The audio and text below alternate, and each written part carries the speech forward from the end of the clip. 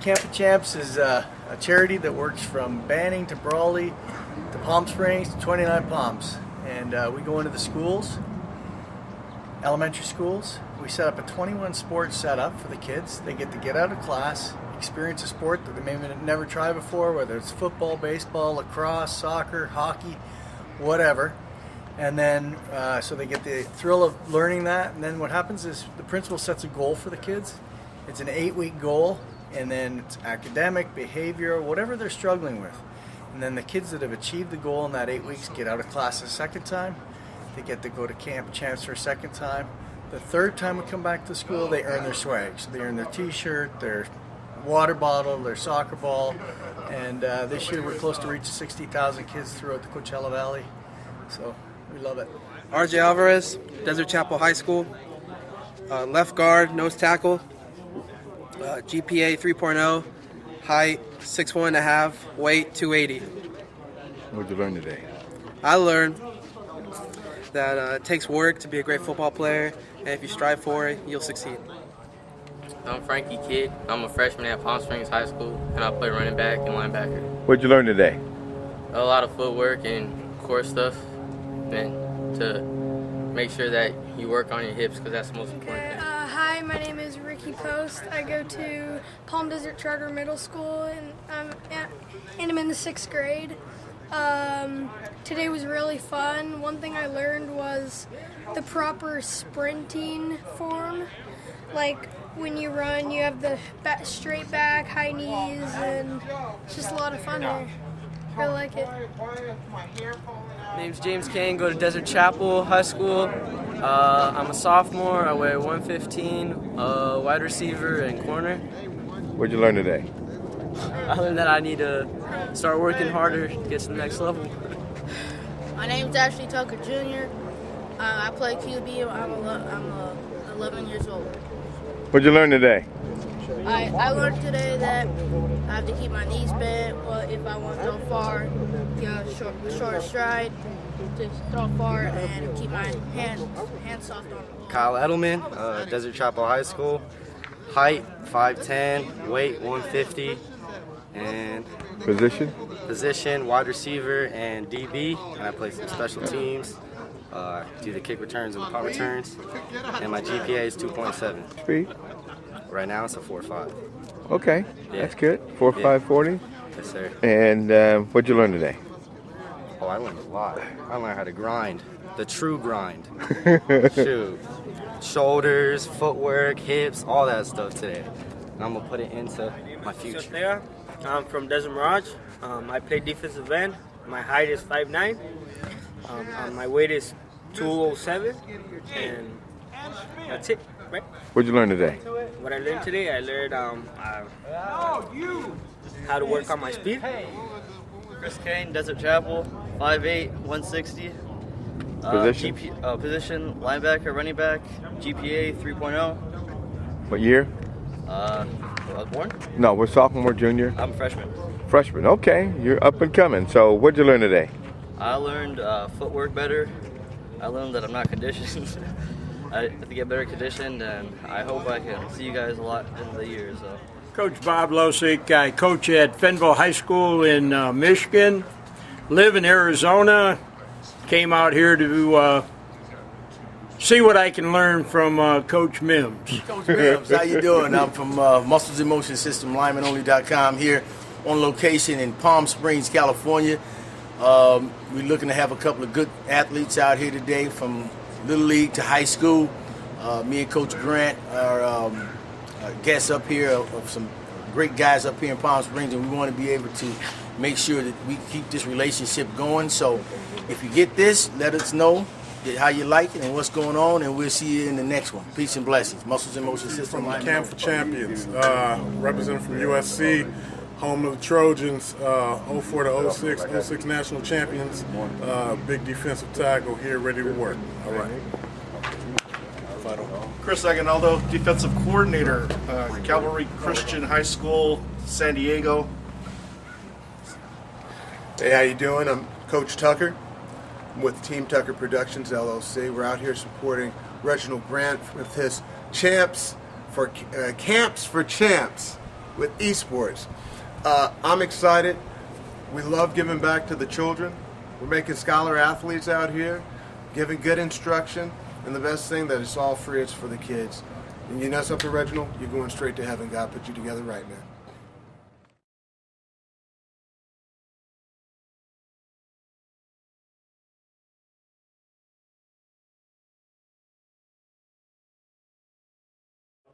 Come on, man, this is the good part. It is the good part. This is what I love doing. I've done it for 27 years now because I have a degree.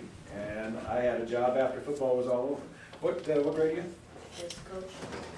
Fifth. Fifth? Very good. Sixth. Six? Sixth. 10. Where do you go to school? Mirage. Excellent. Sophomore. Sophomore? Senior. Senior. So we've got all the junior high and high school here? Fantastic. Senior where at? Mirage. Desert Mirage? Desert Mirage. You guys on the golf team, bro? I'm the golf coach at Shadow Hills High School. So, coached football at Indio for 15 years, Bloomington High School for 6 years. I'm going to give you a little bit of my background, because especially you got the longest way to go. That's exciting, isn't it? In ninth grade, got a chance to put on a helmet. Out in Redlands, you didn't play. You played flag football up to that point. There wasn't a lot of terrier pups and stuff going on. But by the time you got to ninth grade, it was time to put a helmet on. It took me, I don't know how long. Must have weighed maybe 115 pounds. And that helmet just went all the way around. Had these big things called shoulder pads. You put shoulder pads on yet? Good for you. You're way ahead of the game. Shoulder pads. You guys are all playing, I'm sure. It took me forever to try to keep these shoulder pads from just hitting the bones, because I never lifted a weight in my life. All these bones are clicking. Tried as hard as I could. Tried as hard as I could. As hard as I could. We played 5 games at Cope Junior High School in Redlands. I was 5th string tight end. I was at every practice. My number I got was number 28 because the first baseman for the Dodgers I really liked, a guy named Wes Parker. Yeah, who knows? Who knows?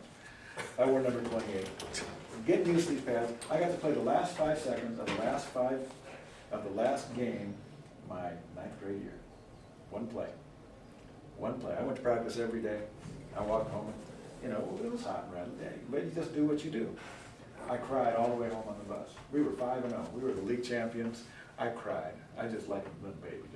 But I was looking out the window so nobody see it. Anyway, so we moved to high school. And back then high school was 10th, 11th, and 12th grade. Played the C high school thing, and they tried me at defensive end once and got kicked out by a fullback, and that didn't work. Let's see how far you can throw the dummy. That's that wide receiver. Give me over on the offensive side of the ball. My dad used to take me out, we'd throw, and I could catch stuff. I knew I could catch because we played a game where he'd throw a ball any which way, a frisbee, anything, any kind of ball, we'd throw it. And if you dropped it, if it was a good throw, it was a point for the other guy. It was just a game my dad and I played. Plus my dad was 6'5", and faster than I was. When 6'5", 230 is coming after you, and you're a little kid, if you've done something wrong, you learn to run real fast. That helps. So I get to high school. By the time I'm a senior in high school, right? I was playing JVs. Pretty humbling, wasn't it? How'd you like to be playing JVs? Did you already finish your senior year? No. Okay, senior coming up?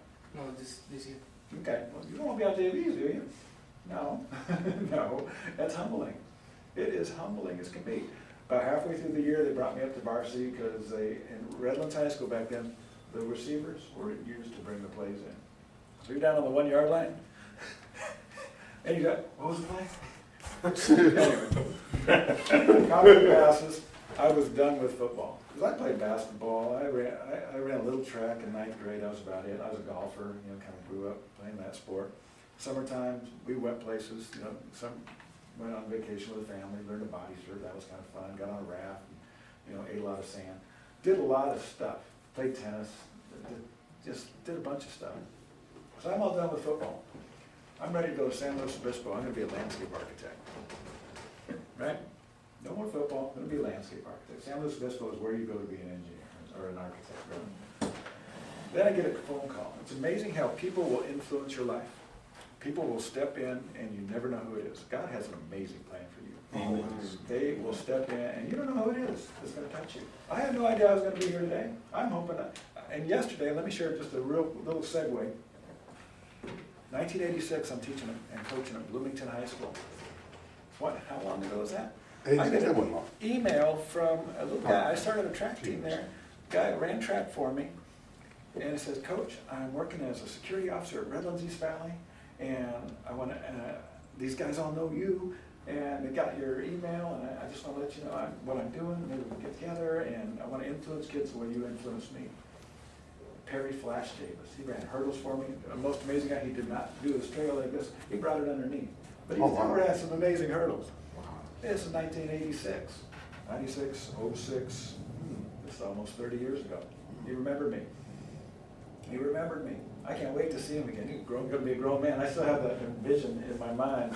You know, next time I see you in the NFL, I'm going to remember. He was sitting right there, and he had short sleeve. But I remember the way Perry ran hurdles. Who his best friend was. You know, he had a little lightning bolt, called himself Flash, looked just like that hat. Anyway, so I get a phone call from the head coach at the University of Redlands, which is where I was born and raised. My dad was born and raised there. We just never moved. My grandfather was born and raised there.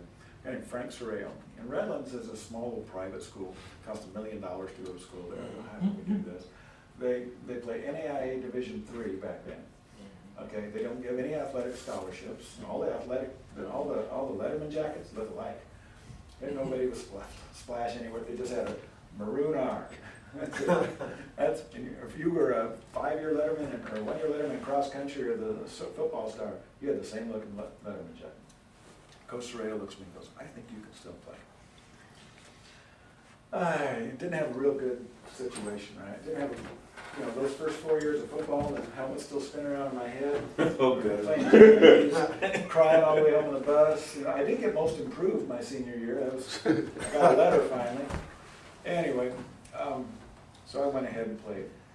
I said, changed horses in the middle of the string. I said, no more San Luis Obispo. I'm going to go to Redlands, and I'm going to study PE, because I'm looking at all these guys teaching PE, and they're playing games, getting paid for it. I can major in physical education. Oh, this is heaven. I don't have to, this is heaven. I'm going to be a PE major. So I can be just like all these coaches that I see having fun and getting paid. And they're on vacation the same time we are. You know that. So, freshman year I go out for football. And was a kicker too. I could punt, just do things. I had nothing to do when I was a kid. I'd run around, kick, play, hit golf balls, put a ball on a tee and just kick it through just have fun. And I turned out to be a pretty good punter. I was like third in the nation as far as the average and things. But we had a senior captain that some of these pro scouts were looking at. So it's amazing how, you ever seen dominoes all lined up? How if you just hit one, all the stuff had to be aligned, and I guarantee you, no man could have done that. This was definitely some divine intervention. A scout happened to be there looking at Coach Edge, who's now the golf coach, long story short, and they watched a game, and they watched me punt against Cal Lutheran. I had a 77-yard punt. I wrote that down. My name got on the list for a good thing. You always want your names on the list for the good things. All right? I'm the OCS guy over at Shadow Hills High School. That means on-campus suspension. I put my thumb on, when an athlete walks in, boy, I talk to him. I go, you're representing all the people that came before you, of which I represent one. Don't give us other athletes bad names. Anyways, my sophomore year, the coach, I didn't even get a chance to play my freshman year. I played a couple of plays. That was about it. I was a punter. Finally get a chance to start as a sophomore. I didn't even get a number. They just say there were a couple of 88s on the team. I had a number that somebody else had too. Come on, coach. I've been beat up. I just 6 years trying to play this game. So they're going to give out individual numbers because they have a few more people on the team now, about 20, 30 people. Coach came to me, how would you like an individual number, like a single digit? That'd be kind of cool. I don't want number 1 because I'm already skinny enough. Maybe look like I'm about this big around. Number 3 was always the quarterbacks in Redlands. How about 2? Back then, remember the Avis commercial? Hertz rent-a-car, number 2 tries harder. 2. I like 2. So I got number 2. And it's kind of fun that, let me see, played 3 years with number 2. Made All-American all 3 years. Decided to run track. I mean, but you're talking about basketball. How about track and field? Does football involve running? Track and field. You think? If you need to run to be, if you're not doing anything in the spring, go run track. Go run track. That's right. Please run track. I never ran track until I was in college. And it turned out to be a 7,000 point decathlete. Didn't know it was in me. So, anyway, 3 years later, was player of the game in the national championship game, All-American in 3 sports. Actually played in a golf tournament right behind Craig Stadler up at Sandpiper and Tate. This is all just pretty fun. All of a sudden, all that work and all that turned into, hey, we won. I never lost a game in college. Pretty fun to go 20-0, 4 straight SCIC championships. NAIA Division III, nobody heard of us. We've never been on TV. I'm sitting there watching number 2 playing for Notre Dame. That's Tom Clements. Wow, look at that. He's got my number. I wish I could be on TV. You know, ESPN wasn't around. Okay, so it's just in the last 30 years, there's been huge hoops. You know, your phone is archaic by tomorrow, right? You buy a new phone and get a new one because they're the newest thing. Anyway, it was a different time. It was a different time. You guys watched the, is that a stretch or a question? Stretch. How many watch have NFL channel? Watching the combine stuff all over the place. They're going through all this stuff leading up to the draft. You know, the draft, University of Redlands at that point was already been in existence for 70 years, never had anybody play for pro football, much less drafted. Draft's coming up. You know, well, I've had scouts coming out. That's neat. Ran a 4.5 after a game for them. Wow. In pads, that was pretty cool for a 6'4" white guy. And could catch the ball pretty good because Dad taught me. And so, and I had a guy on the team who had a buddy who was an agent down in Orange County because a lot of people come.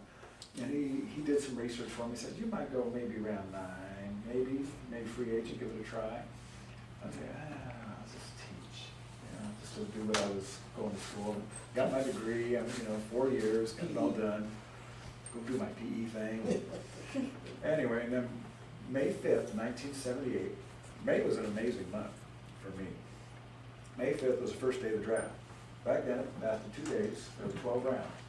Okay, rounds 1 through 6 were the first day, rounds 7 through 12 were the second day. So, and back then they didn't have cell phones. Right? They didn't even have phones in the dorm rooms. What happened? They called the dorm, and if somebody was sitting at the desk, they'd answer it. And if you were one beep, and if your roommate was 2 beeps, so they had to actually beep your room if you had a phone call. You run down to the payphone and get it. So I'm sitting around thinking, first day of the draft, going, okay. My dad kind of had a little party. He was planning for the next day just in case. I'm training for the Nationals. Go down to the field, start throwing the javelin around. Okay, not gonna get a call today. The guy on campus that was the biggest jokester, you have somebody in your school that just plays the most pranks in the world. You have one of those. That guy comes running out. I'm out on the track. DeRoo, the Giants called you. You're drafted in the 5th round. I go, yeah, right. I get thrown. Finished my workout, went up there. We weren't kidding. So I call him back, and sure enough, New York Giants drafted me in the 5th round. Okay, still don't know quite what it means. I guess I need an agent. I don't get an agent. Anyway, I wasn't sure if this is something I'm supposed to do. Wasn't that a big deal. It was just what I do. I'm having fun playing a game. I guess I played it pretty well.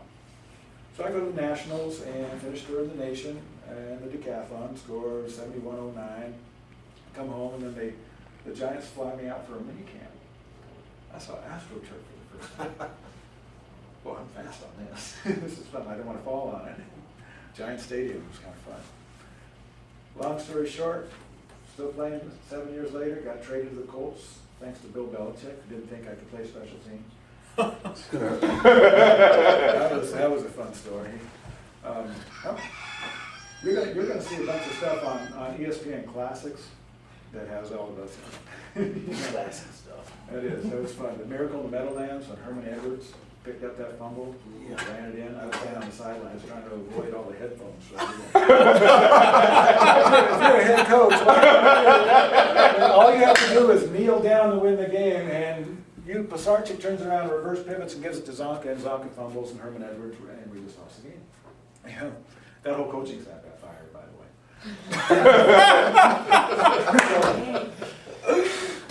Anyway, I got a chance to play in the NFL. I got a chance to score a touchdown in the NFL. I got a chance to go up to Canada because the NFL was kind enough to go on strike in 1982 and see a beautiful country up there and play a cool game if you're a receiver. You're running all over the place. I always wanted to line up in the backfield and kind of look like a running back. I never, this isn't a running back. But in Canada, everybody and everybody can go in motion at the same time and be running towards the line of scrimmage, so you can't get a jam on anybody. Played up there for 3 years. Retired on my own terms. I'm done. I don't want an injury to cause me to retire. I don't want somebody else to tell me it's time to retire. It was my decision. Went back. Guess what I started doing as soon as I was done? First year on retirement. Talk about how God has some divine intervention. Hopefully, if you don't know him, you'll know him. He said, you're making 6 figures. That's pretty good in 1982, 83, 84. Now you're only going to make barely 4. I worked at Calvary Chapel in Redlands. I was the 7th grade teacher. It was one of the best years of my life. I had 8 girls and 1 boy in my class, and I was a 7th grade teacher. It was a kick in the pants. I coached a little track over at the University of Redlands and just brought me back down and said, boom, humble yourself. You had some good time. You did good. Now teach somebody else. Anyway, since then, been teaching for 27 years. Coach track, coach football, coaching golf right now. We've won 21 in a row. Coach Shadow Hills, the league. 2.5 years, haven't lost the golf. Anyway, it's not me. It's all the golfers that are out there rocking and rolling. We just got humbled by La Quinta. We're not in the Desert Valley League. We're in the De Anza League. Okay. We played La Quinta. They went 192 on us. We're up there shooting 230 something. But you know, we're pretty good for our league that we're in. We're going to get better. So I haven't had a chance to coach football in a while. I coached at Indio for about 12 years. I coached at Bloomington with Carl Beach. That was a lot of fun for about 6 years. Y'all know Carl. He's amazing. He's out at JC. Yeah, and I miss it. I miss it. But I have 5-year-old twins. Wow. And guess what? I can't wait. I have the job from heaven that most coaches would say. I'm the golf coach. Okay, the golf coach is where all football coaches retire to. And they're all done blowing their whistle, and they can't get around. Actually, when I knew it was time to stop coaching, when I was playing scout quarterback at Indio, and I'd ride that puppy, nobody saw that ball. And I was going to boot and get around the corner, and Oscar Lua decided, no, you're not. You know who Oscar Lua is? Oscar's probably the last guy in this valley did everything right. Goes to SC. I played with Oscar. Did you? Yeah. Did? And Lawrence Miles. Lawrence Miles played on the King thing. He's up there at Stanford. No, he came from SC. Did he really? Yeah. Oh, Oscar did everything right. He'd finish practice, he'd go lift. You know, we didn't really have a program, but boy, he'd go do what he needed to do at goals. He did what he needed to do in the classroom. Coach said, scholar athlete, tell you what, are you a competitor? Yes, Coach. Are you competitive? You don't like to lose, do you? No. I know you don't. You don't like to lose. You guys definitely don't like to lose, right? You take all that competitive ire that you got all building up in you. When you're in a classroom and you get a 90 on a test, and that girl sitting next to you gets a 91, does that kind of tick you off? It should. It should. Take all that, you know, I don't want to lose the race, I don't want to lose this, I don't want to lose whatever it is, and put that to work in your math, in your science, in your history, in your grade point average, in your test taking. GPA is huge. You guys know it already. 9th grade is when it starts. Getting ready for 9th grade is what you're doing. What grade are you? 6. You just went there. 10. The old man will do. Okay. So, anyway, that's just a little bit about where I've come from crying and snot bubbles coming out of my nose in 9th grade to we had a pretty good life. And I'm loving my kids to pieces. My little boy has cerebral palsy. You know what that is? That's a developmental delay. He had a brain bleed and a pulmonary hemorrhage when he was born. And he's still working on trying to eat, see, talk, and walk. But his twin sister, who was born a minute earlier, is fine. She's in her 3rd year at Desert Christian right now. And she hasn't even started kindergarten yet. So she's going to be in kindergarten with 3 years of school under the belt. And my sister looks at her and goes, it's a little you and a female form. I'm still working. My son's going to be something. I don't know what he's going to be, but he's trying as hard as he can. But he talked about, again, just another realization that you got to keep yourself humble. Keep yourself humble. No matter what you've accomplished, no matter what you do, go talk to somebody else about what they do. Let other people tell you how good you are, and then defer it. Okay? Because I'm guessing you, since you're here, you're probably pretty good at what you do, and you're probably going to have some success. Let other people tell you that you're all right, and then just say, thank you. I appreciate the compliment. Now go out and help make somebody else good at what they do. Okay, that's the ultimate team player, which I would love all you guys to turn into be. You're talking about 22 on a squad. Okay, you can't do it by yourself. I didn't do all that stuff at Redlands by myself. I got a whole bunch of teammates that were blocking when I was catching the ball. I had to have a quarterback give me the ball.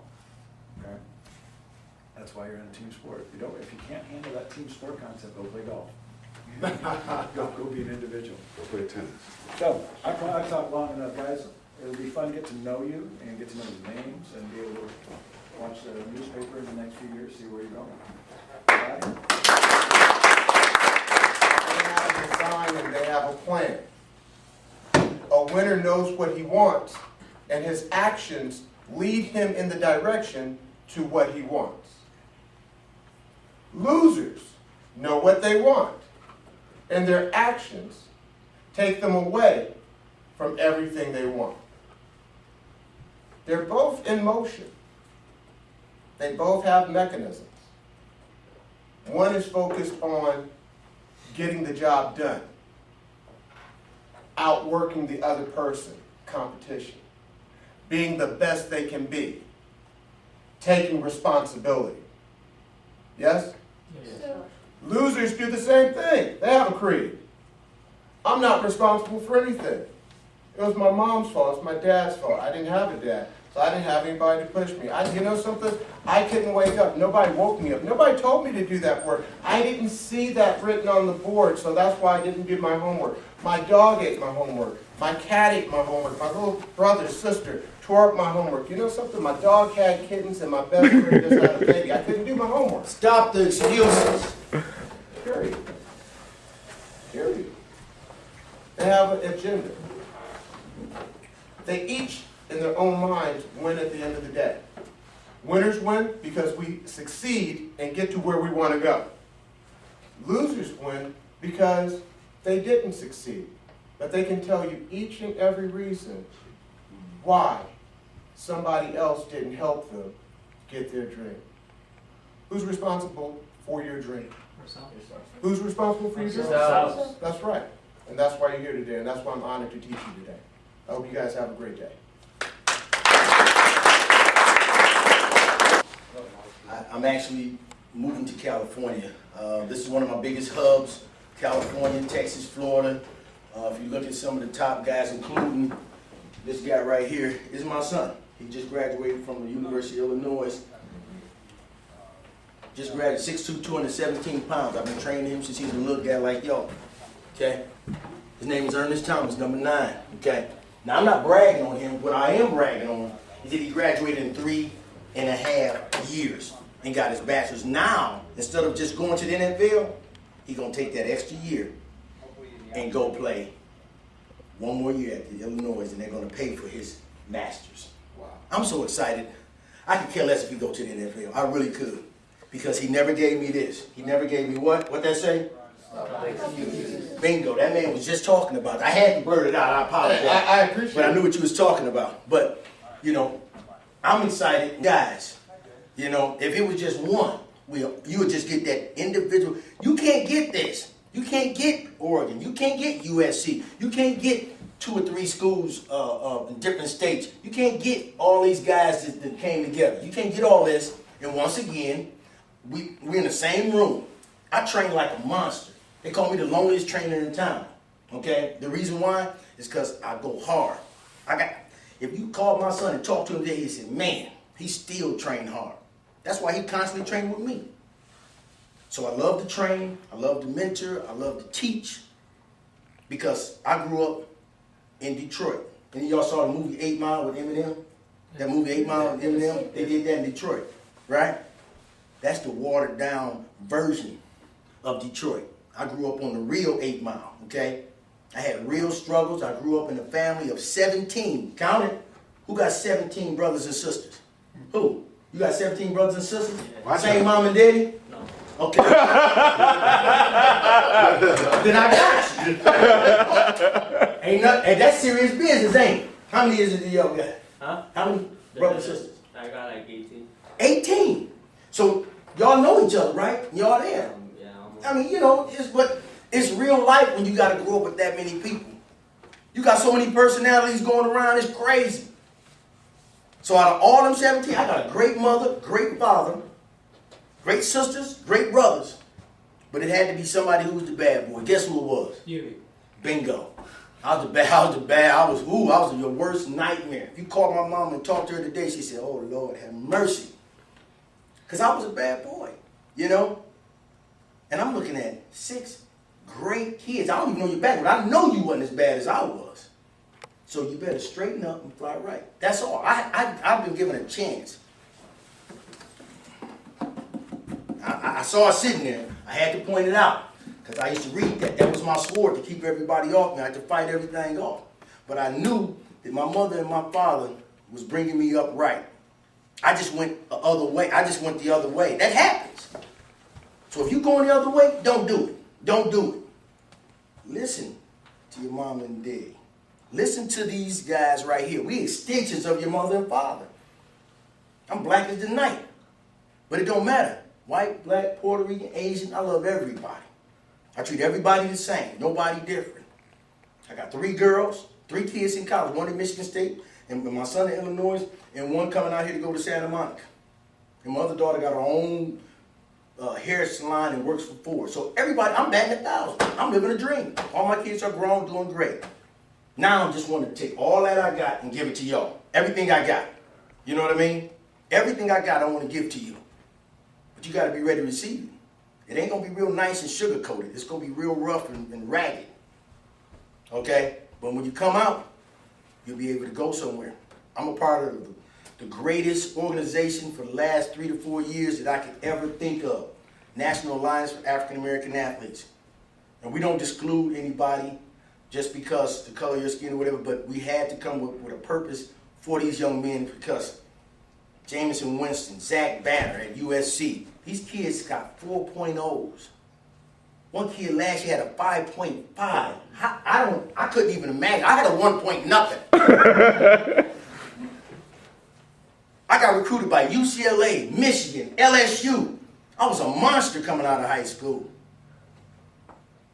And I look at these kids with these grades and stuff and say, wow, this is what it's all about. I look at my son graduating 3.5 years, I said, this is what it's about. Something clicked in me and said, man, I gotta just I don't care where I go, I gotta get educated now. Now I know how to do it. It's not about football, I gotta get educated. It's something clicked, poof, it just chopped on, it just came on. When I saw my mother crying, because I've been kicked out of every school in Detroit, Michigan, from elementary to high school. You can't imagine that. Just get kicked out of elementary school, you got to go to another elementary school. That's crazy, okay? The main thing that I'm trying to say is that I'm excited to be here. I have a journey. Nobody's shoes are the same. Nobody can wear nobody's shoes in here, so you have your own journeys, okay? To be successful, you got to make sure that you do what you need to do. Honor thy mother and father, that your days may be long. Yeah, we rough parents and stuff, but honor thy mother and father. I just met his mother for the first time, and it felt like I've been knowing her a million years. He just introduced me to his mother. I felt like we went to the show. It was great. But that's how life is. You never know who you're going to meet and never know what's going to happen. So I'm excited to be here. If you guys, your parents and kids, friends, tell them y'all missed it. We was in here with greatness. Y'all's in here with the great guys you got up here on this platform here and be in front of you. And I'm excited to be here I'm low on the totem pole. I'm just a regular guy. So y'all have fun.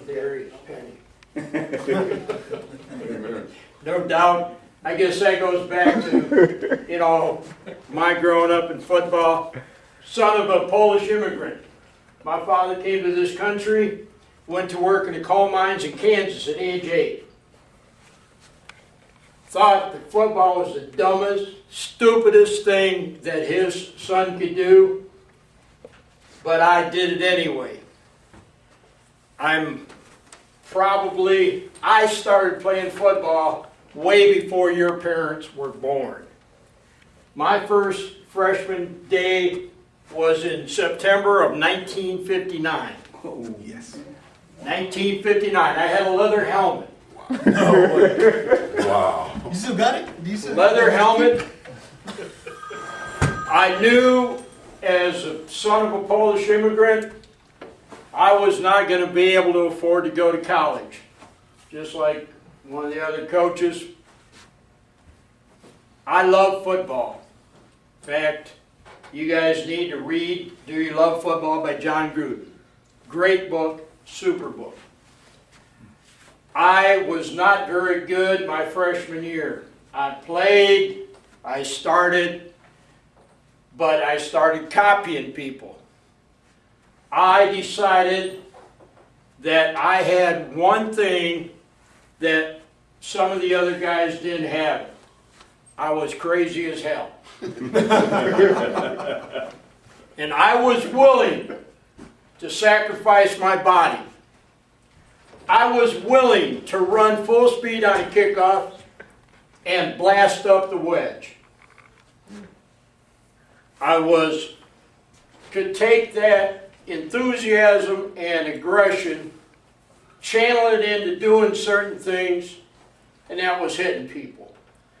And one of the things nice about hitting people when you're in high school on a football field, they reward you. They don't lock your butt up. I was fortunate enough to play against the son of a college coach in Michigan. His name was Muddy Waters. He's now in the College Hall of Fame. Great guy. One of the things why I want to come from Arizona here to be with you guys, 6 guys, is because that man saved my butt. Got me back into school after flunking out, after my dad died. He got me a degree. I was going to play in the league. You know, guys my size were playing in the league in 1968. So that was my plan A. Plan B, Muddy Waters took care of it. I want to give back. You play the greatest game in the world. Bar none. Don't let all those people BS you about concussions and injuries. Hey, that right there, my knee has been replaced. My hand's been broken. I've been out several times. Sometimes we're on the football field, sometimes other times. But don't let people discourage you from playing hard. Play hard. Go hard all the time, and maybe at age 68 you will still have the passion for the game that I do. Yeah, right. Put everything into everything you do today, because you're going to get better. Thank you. Mike Davis, played at USC from 04 to 06. Played at Saddleback College right out of high school for 2 years from 02 to 04, or 02, the 02 season and 03 season. And then I started at USC fall of 04. So that first year we won a national championship. We beat Oklahoma. Some of y'all are kind of young, so y'all might have been like 4, 5.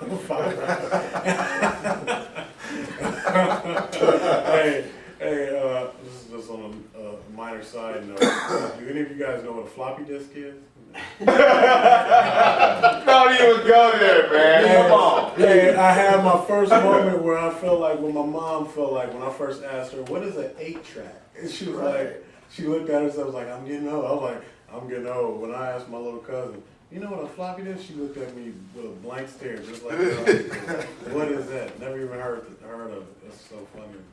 But yeah, you know, young guy, about 29, I turned 30 this year. You know, I graduated in 07, but it seemed like it was just yesterday. And I still do these camps and all that just to really kind of give back to you guys and the players. But I feel like the knowledge that we learn as, as trainers, former players, from pro players, that knowledge is very helpful. The sooner you gain that knowledge as a player, the better you are, the better off you are in terms of crafting what kind of career you want to have. You know what I mean? Like Coach said it best when he said there really are winners and there are losers. The excuses, making the excuses, is such a prevalent thing within football. I mean, within all sports, really, within life, period. You'll find out as you guys grow up, you'll find like you guys will be successful. You know why I can tell you that? Because you're up at 8:30 on a Saturday. You know what I mean? At this age, like I was saying, I was still eating Fruit Pebbles. We were still asleep, And I mean, that level of dedication, if you guys can translate that to school, and that will also translate to your work ethic. Those type of skills that you're developing will serve you well throughout your life. Football is deeper than just a sport. It's really about life, about creating what kind of man you want to be. When you go to sleep and you envision who you want to be when you grow up, that's what this is all about. It's all about your individual journey. Just one last thing. I played with, my coach was Coach Carroll, and he just won a Super Bowl. And, Coach Carroll taught us a lot of things, but, two things in particular I want to discuss. The idea of competing. So when you think of the word compete, what do you think? Like you, what do you think the word compete at its core means? Enemies. Compete? Yeah. It means enemies? You? What do you think? Like, where you, I don't know. Yeah. You? To just give your best. Give your best? You too. Give your best. Give your best. Take your spot. Take your spot. I think compete. Like give it your all at that one point. Yeah. It's for such a. How many of you have heard the word compete before?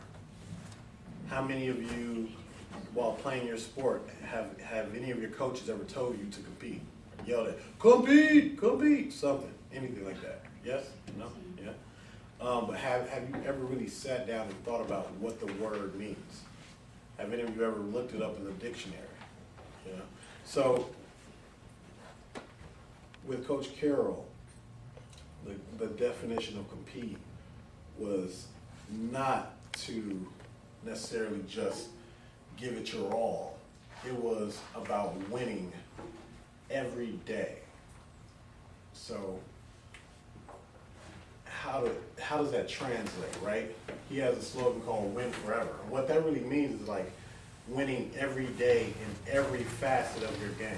Now as an athlete, your mind, body, and spirit. So that means to truly compete, to truly give it your all, you have to be being the best you can be in every facet of your life for it to translate into you winning forever, winning every day, winning every play, winning every inch, every line, every tackle. That's the goal. You see what I mean? Now, it seems like much bigger than it really is. But when you really think about it, if you just concentrate every time you're doing something as minor as doing your homework to as big as, fourth and one on the, goal yard line. You got, you're trying to make your middle linebacker and you got to make a play. It's the same energy. And what you're trying to do is get yourself in the habit of winning forever, winning all the time, no matter what you do. That is the true essence of competing. That's what he instilled in us as players. And I mean, I think you guys saw it come to fruition this past year when they won the Super Bowl. Every year, if you watch the Seattle Seahawks, I don't know how deep you guys are in the football, the progression was pretty much the same like it was for us at USC. Every year, we got an inch closer, an inch closer, an inch closer until we finally won. And that's how, when you truly compete throughout your life, that's how things go. I'm just gonna close it out. When you're truly competing, you know, we want you guys to win, but and you talk about there's winners and losers, right? Well, within any sport, the fact is at some point you're gonna lose, right? I mean, you can't win every game, can't win every championship, but it's about having a short-term memory and learning from those losses and those experiences so that you can win again. Even if you lose, you still win. You find a way to win. You look for whatever opportunities you can take out of that loss that will help you win the next day. We used to call it having a short-term memory. So we used to do this thing where, like, you know, we would tape all our practices and we would watch practice the next day of ourselves. And basically, you know, you can imagine, you know, what your practice looks like when you first start playing, right? So imagine if somebody had a camera on you every day and, you know, they showed that to your whole team. So now it's not just you knowing you messed that play up. It's now your whole team sees it and everybody's laughing at you and calling you out and this and that. And, you know, you could be sensitive about it, or you could have a short-term memory about it, learn from it, and grow from it. And that's, you know, at the core, that's what we're all about. That's what we're talking about. We want to teach you guys how to compete at the next level, you know? All right, Fido?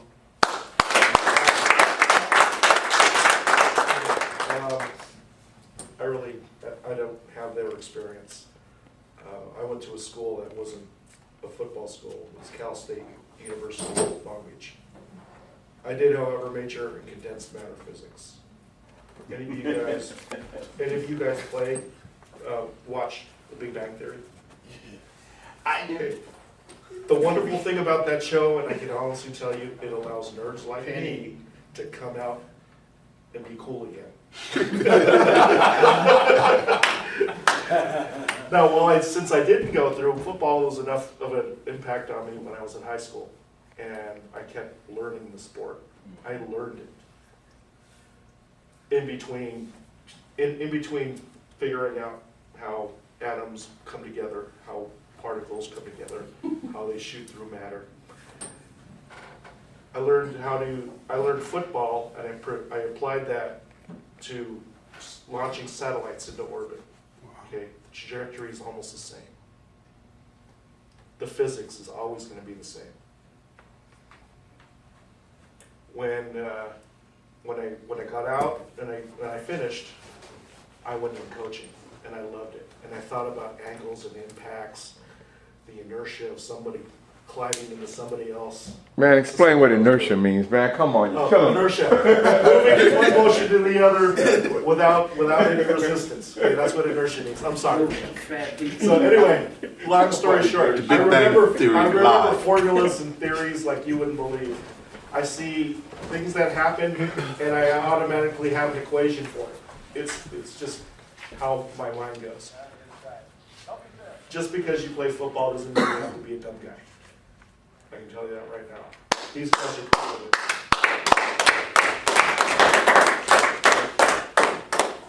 So go out and strive. I can tell you this because I was one of those guys right out of college, and I was sitting in a lab at the Jet Propulsion Labs in Pasadena, and I was designing an armature for a Mars lander that I saw work 10 years later.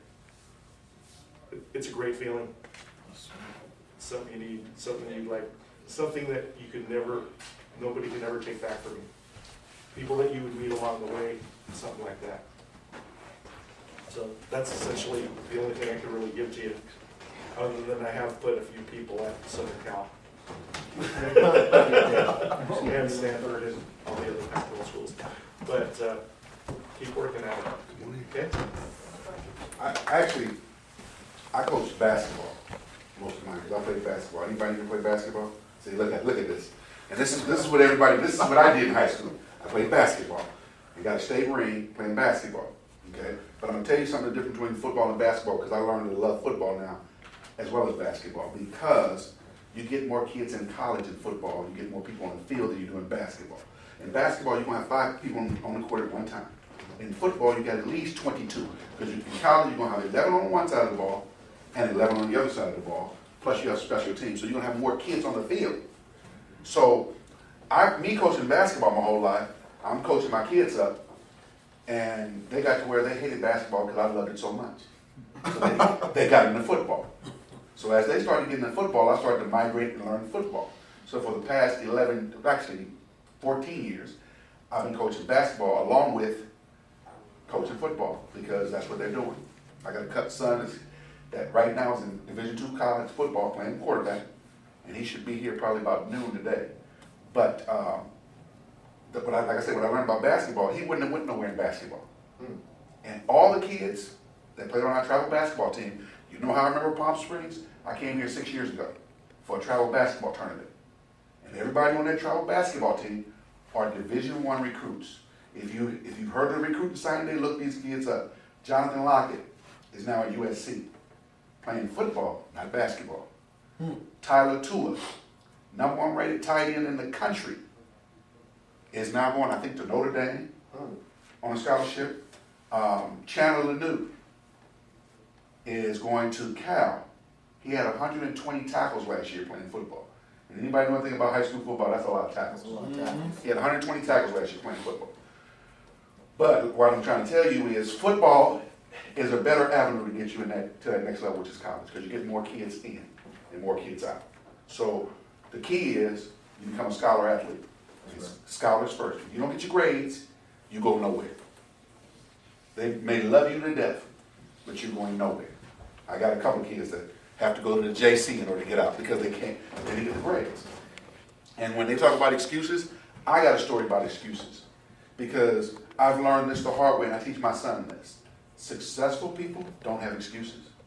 They get it done. So all the excuses you be blurting out add up to nothing. The successful people are the ones who don't have no excuses. Because when you go ask them, what happened, all they're going to say is, I won. The person with the excuses is the one who comes in second. Oh, well, man, I tripped over it. No excuses.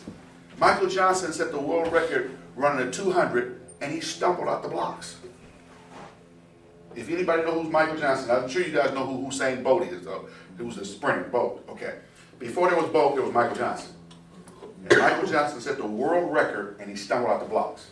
And you heard nothing about him stumbling. All he knows was, I won. Okay, so you guys can be winners by getting your grades and working hard on the field to get to that next level. Because all you guys have an opportunity at this age, if you work hard enough, to go to the next level, which is high school and then college. Okay? And when you get your degree, you win. Now, if you're fortunate enough to go on to the next level, but that degree will last you a lifetime. Remember that. Okay, so you guys go out there, and we expect you guys to work hard and go on and do what you're supposed to do, because you got the best of talent. Teaching. Former pro players, former college players, former coaches that are going to teach you the best things to do, and it's going to help you in your forthcoming season. Okay, so I'm going to shut up and let the next person talk, because I've said enough.